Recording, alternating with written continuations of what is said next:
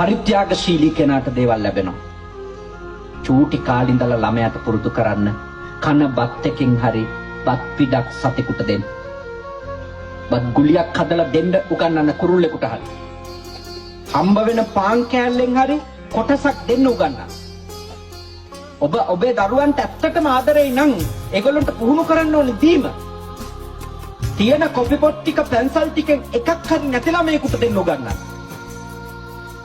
දෙන ළමයා දෙන්න සෝදපු අත්‍යති ළමයා දැක්කම ප්‍රශංසා කරන්න. එයා අගය කරන්න. දෙන්න පුහුණු කරන්න. ඔබේ දරුවෝ සංසාරේ කවදාවත් අඩුවක් නැතුව ජීවත් වෙයි. ඔය දෙන්න හදනකොටම නැති වෙයි, අපිට මදි වෙයි, අඩු වෙයි.